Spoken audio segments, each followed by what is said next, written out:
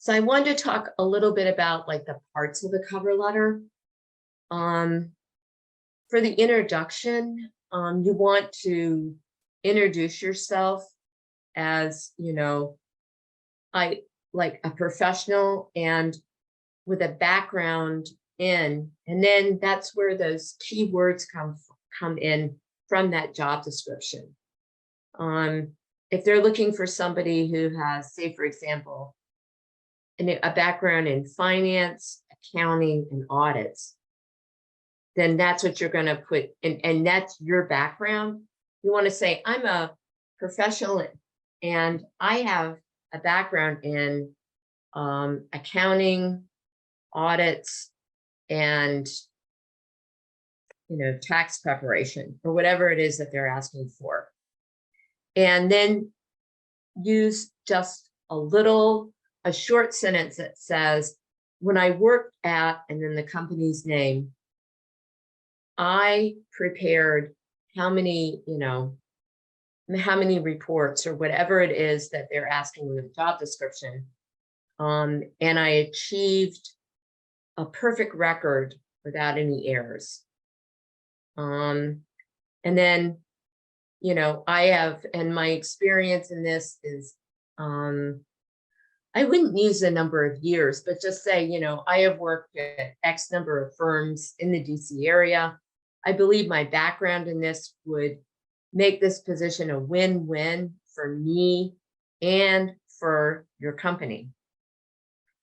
And then, so you've given them a summary, just like a tidbit of what your background is and how it mirrors what they want, where you applied this and what you achieved in the first paragraph. And that's just, it's like a teaser. It's just enough to get them interested.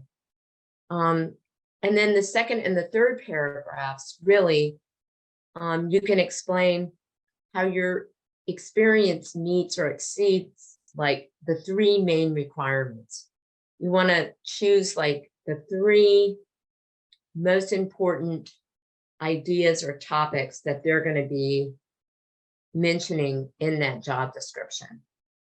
And then address those, what your involvement was, what experience you have in this, what you did, and what was the outcome.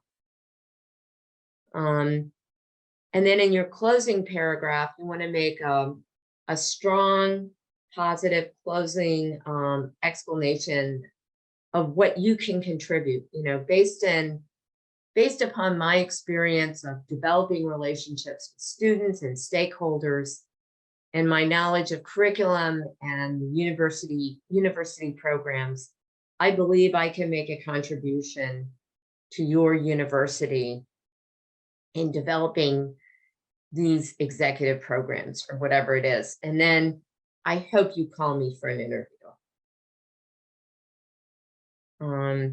And also make sure that you use their terminology.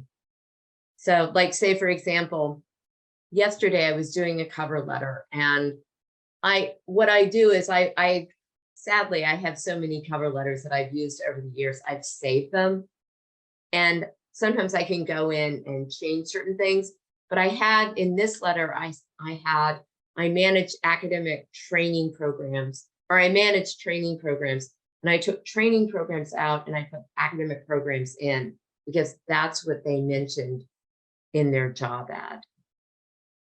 So you want to make sure that your language mirrors their language.